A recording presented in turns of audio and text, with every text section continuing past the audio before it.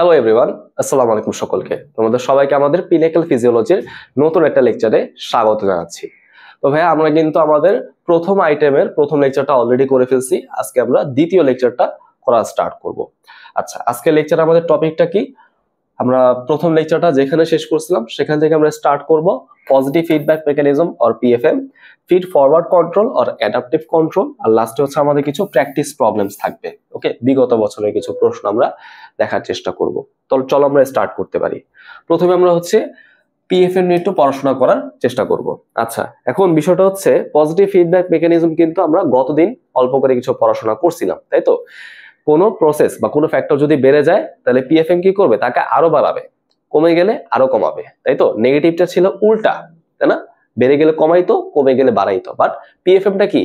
বেড়ে গেলে বাড়ায়, কমে গেলে কমায়। দেখো আমি এখানে ডেফিনেশনটা লিখে রাখছি। ইফ দ্য ইনিশিয়েটিং স্টিমুলাস, হ্যাঁ, যা হচ্ছে কোনো ফাংশনকে ইনিশিয়েট করতেছে, সৃষ্টি করতেছে, তৈরি করতেছে, causes more of the same. Okay, অর্থাৎ যা হচ্ছিল তা আরো বেশি বেশি করে, এই ঘটনাকে আমরা কি বলতে পারি? Positive feedback mechanism. ওকে, আচ্ছা, তো আসো আমরা কিছু এক্সাম্পল দেখার চেষ্টা করি। এক্সাম্পল দেখলে বিষয়টা ক্লিয়ার হবে।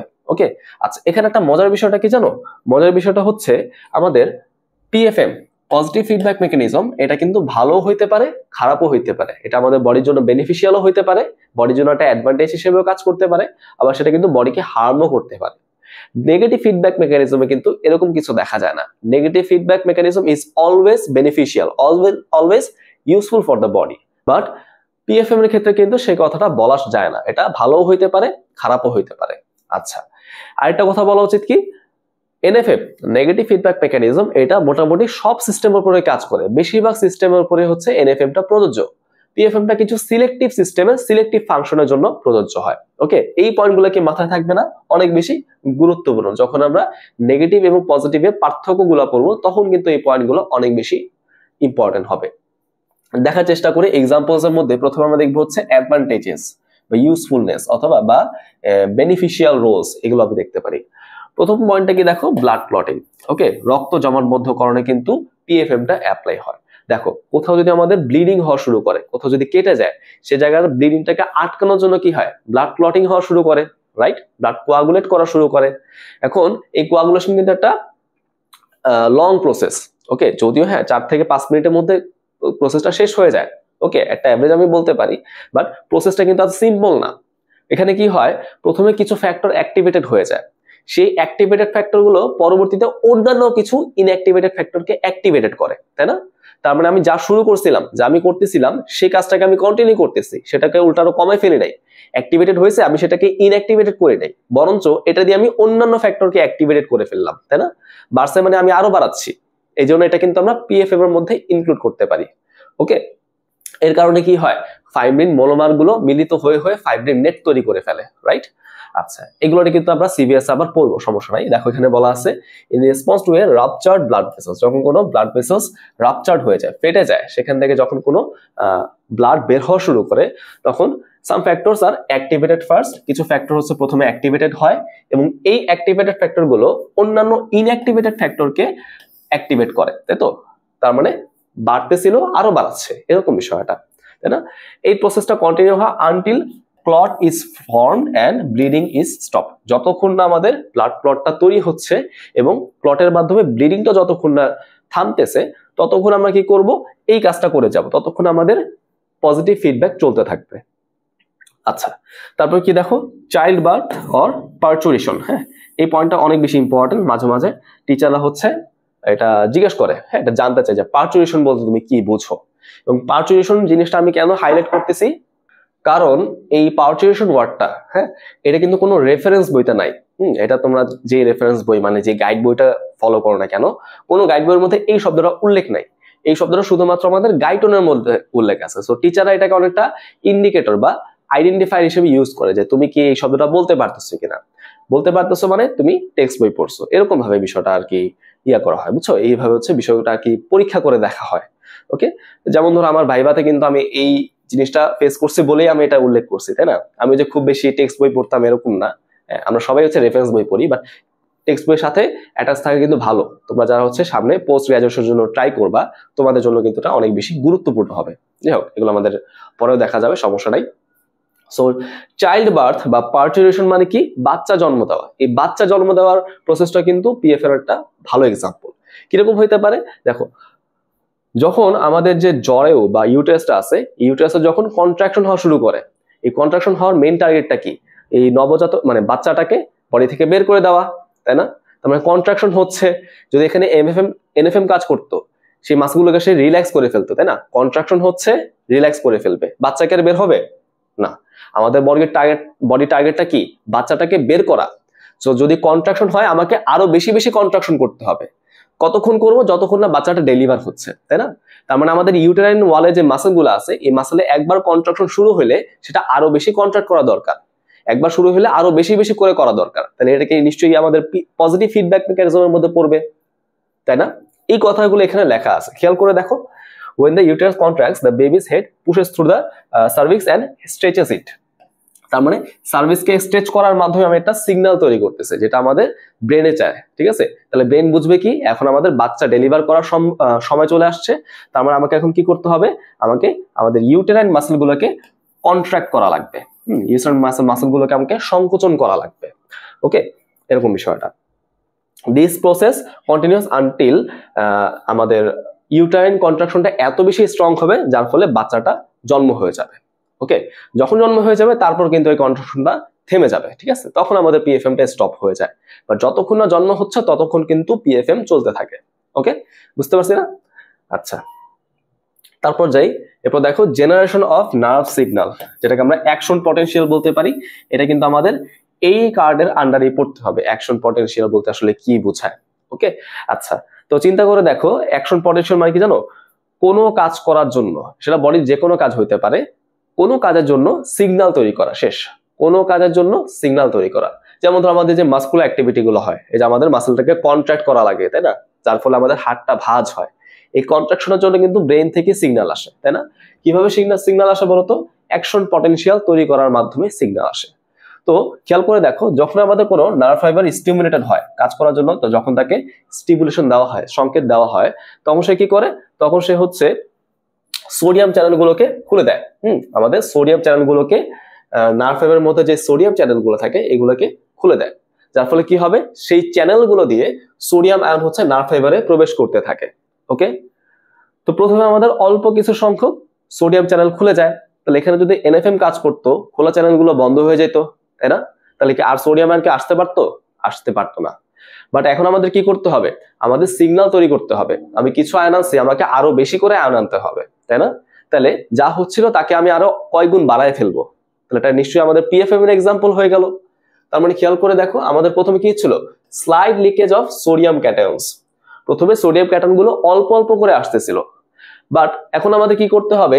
এই চেঞ্জটাকে কয় গুণ বাড়ায় ফেলতে হবে। দেখো, এই যে দেখো, thus opening more and more sodium channels. আগে যা হচ্ছিল এখন আমি তাই করব, বরঞ্চ তারও বেশি মাত্রায় করব, তাই না? তাহলে এখানে কিন্তু পিএফএমটা অ্যাপ্লাই হবে, এনএফএম কিন্তু এখানে অ্যাপ্লাই হবে না। This causes explosion of sodium leakage that leads to generation of action potential. Okay, তার মানে অ্যাকশন পটেনশিয়ালের মেইন কাজটাই হচ্ছে সোডিয়াম লিকেজ।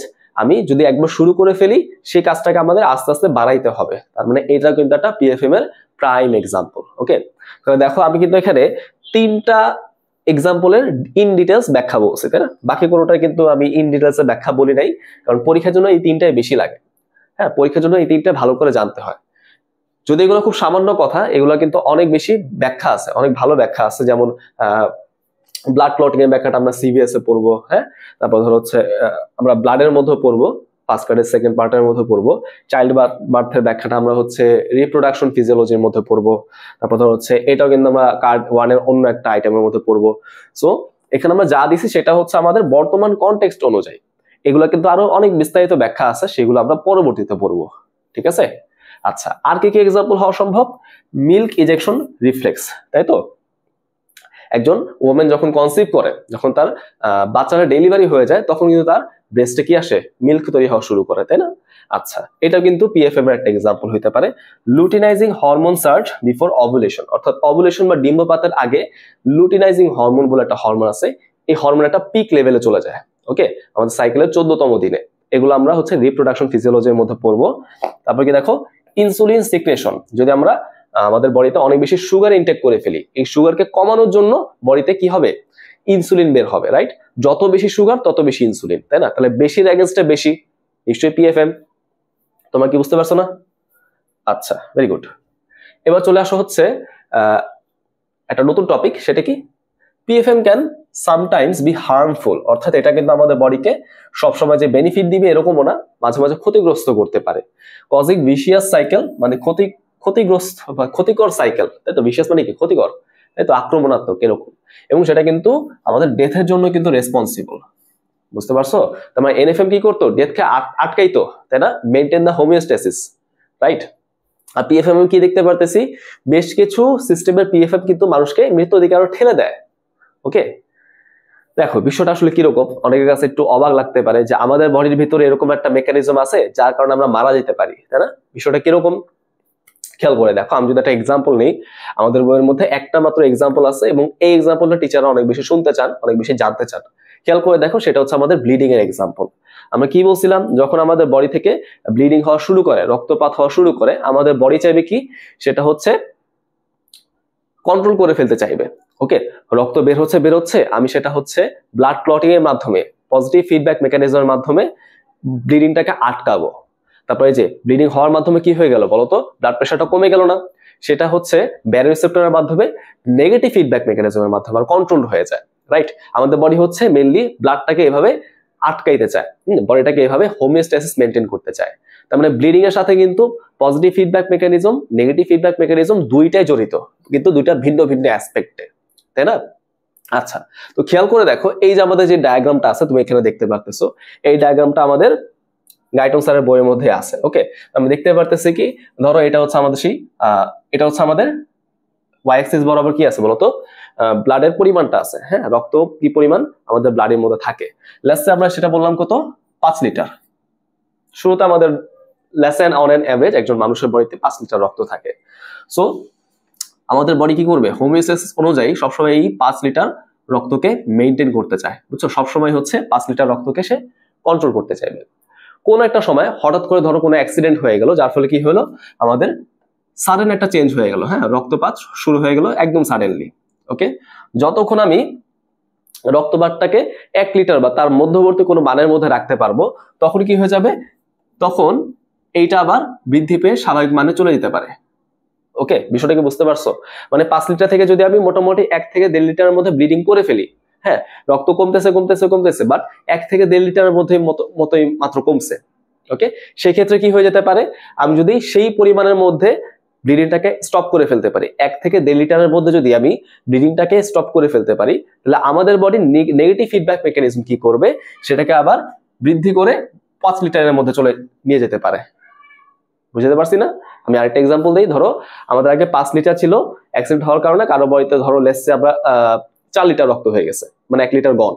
তাহলে এখন কি হবে বলতো, আমি যখনই ব্লিডিংটাকে আটকায় ফেলবো, তখন আমাদের বডির নেগেটিভ ফিডব্যাক মেকানিজম কি করবে, 4 লিটার রক্ত থেকে রক্তের ভলিউমটাকে বাড়ানোর মাধ্যমে সে 5 লিটারে নিয়ে যাবে। ওকে, তার মানে দেখো কমে গেছিল, এখন নেগেটিভ ফিডব্যাক মেকানিজম এখানে কি করে, আস্তে আস্তে বাড়ায় ফেলবে। ওকে, বুঝতে পারছো তো? বাট এই জিনিসটা কিন্তু ইনডেফিনিটলি হয় না। আমি যদি 5 লিটার থেকে 2 লিটার রক্ত কমাই ফেলি, মানে 3 বা তার নিচে চলে যায়, তখন কিন্তু আমাদের বডিতে নেগেটিভ ফিডব্যাক মেকানিজম কাজ করে না।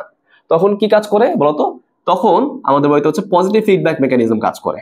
মানে কি, রক্ত কমতেছিল, আমি আরো কমাবো, 3 লিটার হয়ে গেছে, আমি 3 লিটার থেকে সেটাকে বাড়ায় 5 লিটারে নিব না, বরঞ্চ 3 লিটার থেকে আমি আস্তে আস্তে আরো কমাইতে থাকবো, এত পরিমাণ কমাই ফেলবো যে লোকটা আর বাঁচবেই না। বুঝতে পারছো? তার মানে আমাদের কাজটা কি ছিল, লোকটাকে বাঁচানো, তাই না? কিন্তু বাঁচানোর জিনিসটা কিন্তু ইনডেফিনিটলি হবে না। যতক্ষণ আমি 2 লিটারে কম হচ্ছে রক্তপাত দেখবো, বা রক্তপাতকে যতক্ষণ আমি 2 লিটারের মধ্যে কন্ট্রোল করতে পারবো, ততক্ষণ আমি লোকটাকে বাঁচাইতে পারবো। বাট কখনো যদি 2 লিটার বা তার বেশি রক্তপাত হয়ে যায়, তখন কিন্তু আমি লোকটাকে বাঁচাইতে পারবো না। কেন? কারণ তখন আমাদের বডিতে হচ্ছে পজিটিভ ফিডব্যাক মেকানিজম ট্রিগার হয়ে যাবে, রক্তপাত হচ্ছিল, আরো বেশি রক্তপাত হবে। হ্যাঁ, এরকম বিষয়টা। কতক্ষণ এই রক্তপাত চলবে, যতক্ষণ না ওই লোকটা মারা যাচ্ছে। ঠিক আছে? আশা করি ভাই আমরা এই বিষয়টা বুঝতে পারছি। এবার সব এখান থেকে পয়েন্টগুলো তোমাদের একটু ব্যাখ্যা করার চেষ্টা করি। দেখো, positive feedback mechanism leads to instability. Okay, সে জিনিসটাকে স্টেবল করবে না, বরঞ্চ আরো ইনস্টেবল করবে, হ্যাঁ, অস্থিতিশীল করে তুলবে। আচ্ছা, যদি সেটা কোনো লিথাল স্টেজে চলে যায়, লিথাল লেভেলে চলে যায়, তাহলে হোমিওস্ট্যাসিস একদম নষ্ট হয়ে যাবে, যার ফলে লোকটা কিন্তু এক্সট্রিম কন্ডিশনে মারাও যেতে পারে, তাই না? এই জিনিসগুলো কিন্তু আমরা গত লেকচারে পড়ছিলাম, অটোমেটিসিটি অফ দ্য বডির মধ্যে আমরা দেখছিলাম কি আমাদের ফিডব্যাক মেকানিজমের মেইন ইন্টেনশনে ছিল হচ্ছে মেইনটেনেন্স অফ হোমিওস্ট্যাসিস। যদি আমি হোমিওস্ট্যাসিসকে মেইনটেইন করতে না পারি, তাহলে ওই মানুষটা সিক হয়ে যাবে, অসুস্থ হয়ে যাবে, ইন এক্সট্রিম কেস সে কিন্তু মারাও যেতে পারে। এই এক্সট্রিম কেসটা আমরা কিন্তু এখানে দেখতে পারলাম। ওকে, দেখো আমরা এখানে এক্সাম্পল কি নিলাম, যদি একটা মানুষ হচ্ছে 2 লিটারের মতো রক্ত হারায় ফেলে, হ্যাঁ, তাহলে কি হয়ে যাবে, তার কার্ডিয়াক পাম্প স্লো হয়ে যাবে, তার হার্টে হচ্ছে পাম্পিং অ্যাকশনটা স্লো হয়ে যাবে, যার ফলে সেটা হচ্ছে আলটিমেটলি আমাদের ব্লাড প্রেশারটাকে কমায় ফেলবে। ওকে, তাহলে আমাদের নেগেটিভ ফিডব্যাক মেকানিজমে কি দেখছিলাম, ব্লাড প্রেশার যদি কমে যায় সেটা আরো বাড়ার কথা ছিল, তাই না? বাট এখন আমাদের সেখানে কি ট্রিগার হয়ে গেছে, পজিটিভ ফিডব্যাক মেকানিজম, মানে ব্লাড প্রেশার কমে গেছে, আরো কমতে থাকবে। বুঝতে পারছি না বিষয়টা? আচ্ছা, তারপর দেখো, as a result heart becomes weak. কেন? কারণ সেখানে কিন্তু ব্লাড ফ্লোটা কমে গেছে, হ্যাঁ, ব্লাড তো বডি থেকে বের হয়ে গেছে, তাহলে ব্লাড প্রেশারটা কমে গেছে, ব্লাড ফ্লো কমে গেছে, রাইট? আচ্ছা, হার্ট যেহেতু উইক হয়ে গেছে, তার মানে কার্ডিয়াক পাম্পের অ্যাক্টিভিটি আরো বেশি রিডিউস হয়ে যাবে, আরো বেশি স্লো হয়ে যাবে, যেটা কি করবে, মাসলটাকে আরো বেশি উইক করে ফেলবে। ওকে, মানে উইক হচ্ছিল ব্লাড যাওয়ার কারণে, এখন হার্টটা আরো বেশি উইক হয়ে যাবে, কারণ কি আরো বেশি ব্লাড যাচ্ছে, যত ব্লাড যাইতে থাকবে তত বেশি হার্টটা উইক হয়ে যাবে। কতক্ষণ এই কাজটা চলবে? যতক্ষণ না ওই লোকটা মারা যাচ্ছে, আনটিল ডেথ অকার্স। বুঝে গেছে না?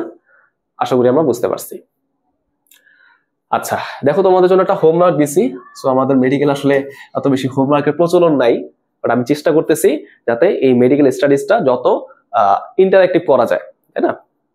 হ্যাঁ, আচ্ছা, হোমওয়ার্কটা কি, আমাদের নেগেটিভ ফিডব্যাক মেকানিজম এবং পজিটিভ ফিডব্যাক মেকানিজম, এটা তোমরা আমাকে একটা কম্পেয়ার করে একটা টেবিলের মাধ্যমে দেখানোর চেষ্টা করবা, ঠিক আছে? আচ্ছা, কোথায় দেখাবা ধরো আমার হোয়াটসঅ্যাপ নাম্বারে। আমি ধরো হোয়াটসঅ্যাপ নাম্বারটা দিয়ে দিই।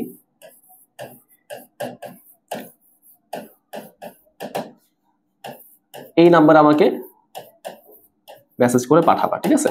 ইউটিউব কমেন্টে তো আমাদের ছবি আপলোড করা যায় না, যাই হোক, একটু নিজে নিজে লেখার চেষ্টা করবা। যত বেশি নিজে নিজে লিখতে পারবা, তত তুমি কিন্তু এক্সামে ভালো করতে পারবা, ঠিক আছে? এগুলো কিন্তু সব রেফারেন্স বইতে আছে, এই কম্পারিজনটা কিন্তু রেফারেন্স বইতে আছে, হ্যাঁ, গাইড বইতে আছে। বাট আমি এক্সপেক্ট করব তোমরা নিজেরা হচ্ছে এই জিনিসটা লেখার চেষ্টা করো। ওকে, আচ্ছা, ঠিক আছে, চলে আসো পরবর্তী টপিক। খুবই মজার একটা টপিক, পরীক্ষার জন্য অত বেশি ইম্পর্টেন্ট না, ঠিক আছে, এটা আমি মানি, বাট এই টপিকটা কিন্তু অনেক বেশি ইন্টারেস্টিং। ওকে, সেটা কি, অ্যাডাপটিভ কন্ট্রোল বা ফিড ফরওয়ার্ড কন্ট্রোল। এখন নাম থেকে বুঝতে পারতেছি ফিড ফরওয়ার্ডটা কি হবে, ফিডব্যাকের একটা বিপরীত জিনিস হবে, রাইট?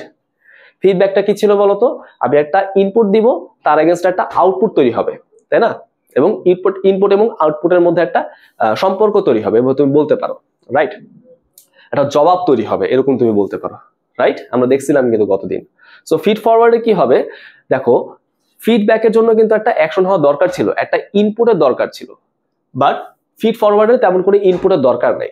আমার এমন ভাবে একটা রেসপন্স তৈরি হবে যার কোনো ইনপুট সিগন্যালই নাই। কথা কি বুঝতে পারছি? আমি আরেকবার বলি, ফিডব্যাকে কি হচ্ছিল বলতো, একটা ইনপুট সিগন্যাল তৈরি হচ্ছিল, একটা ইনিশিয়েটিং সিগন্যাল তৈরি হচ্ছিল, এবং তার এগেইনস্ট একটা কাউন্টার রেসপন্স তৈরি হচ্ছিল। বাট ফিড ফরওয়ার্ডে ওই রেসপন্সটা অলরেডি তৈরি হয়ে যাবে ইনপুট সিগন্যালের উপস্থিতি ছাড়াই। হ্যাঁ, দেখো এই যে এই কথাগুলো আমি এখানে লিখে রাখছি, খেয়াল করে দেখো। এই যে in this method the correcting signal is applied before the output of the process. হ্যাঁ, অর্থাৎ কোনো প্রসেসের একটা রেজাল্ট আসা আগেই হচ্ছে তার রেসপন্স তৈরি হয়ে যাচ্ছে।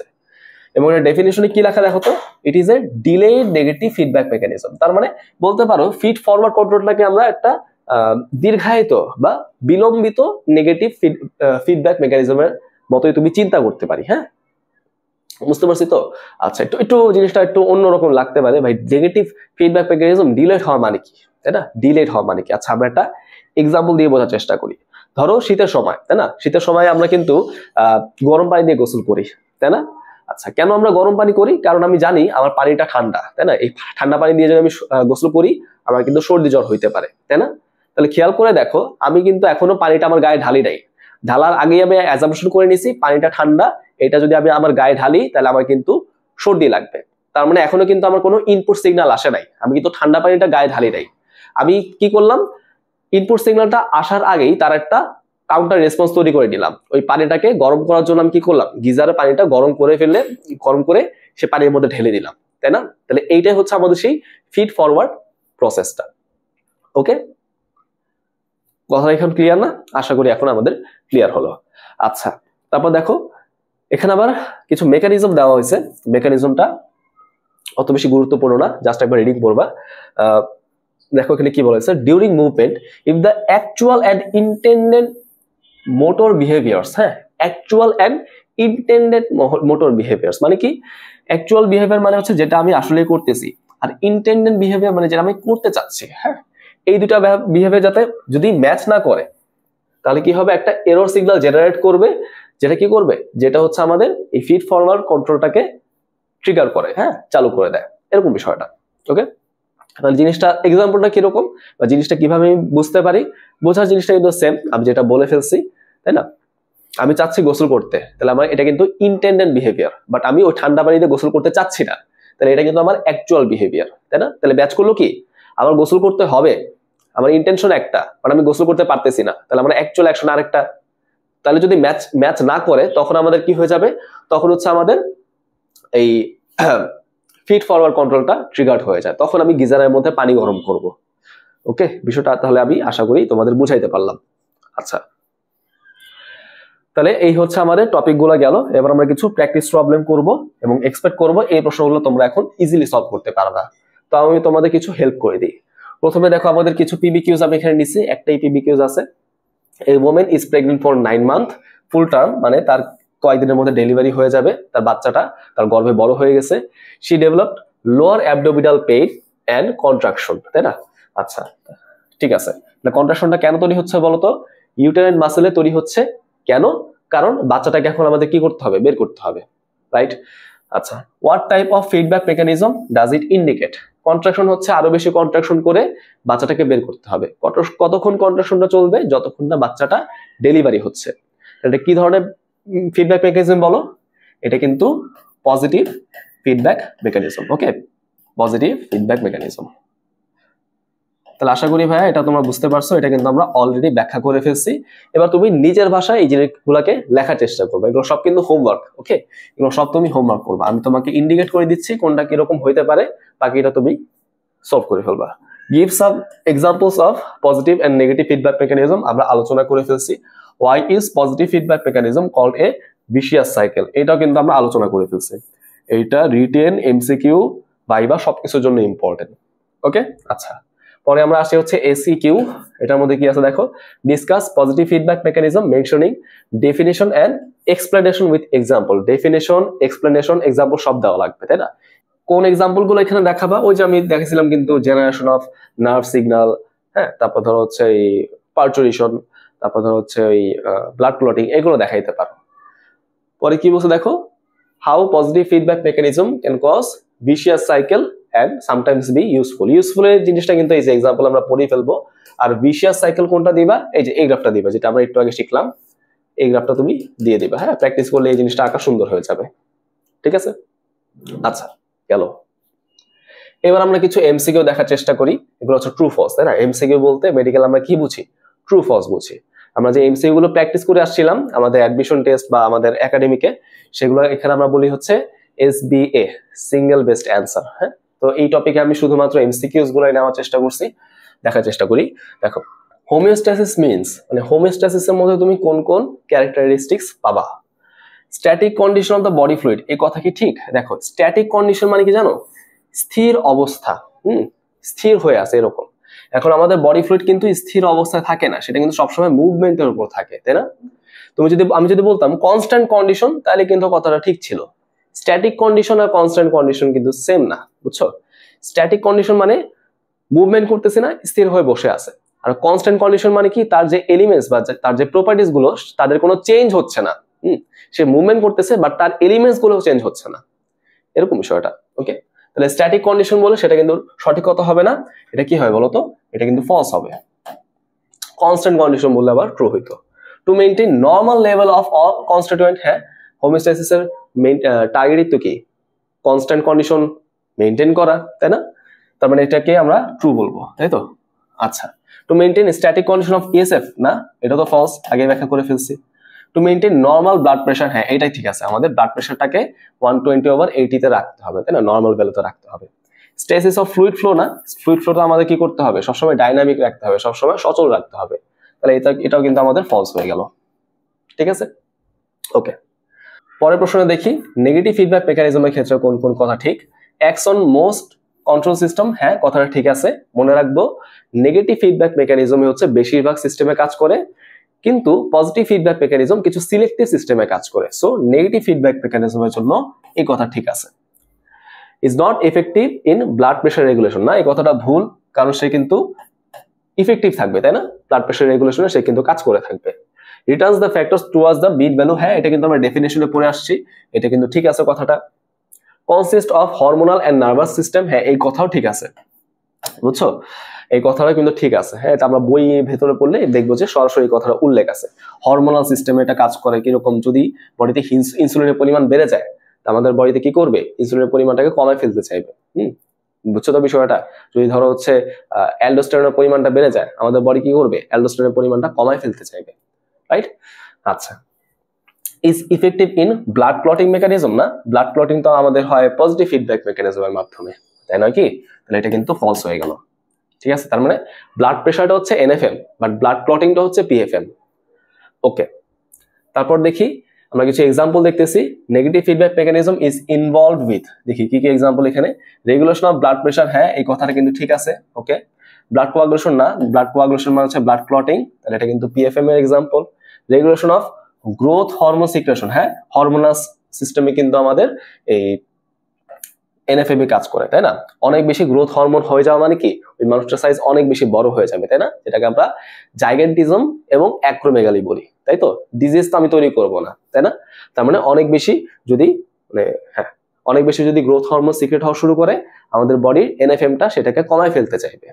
ওকে, পার্চুরেশন, না চাইল্ড বার্থ তো আমাদের সেই পজিটিভ ফিডব্যাক এক্সাম্পল এবং পজিটিভ ফিডব্যাক মেকানিজমের একটা এক্সাম্পল, রাইট?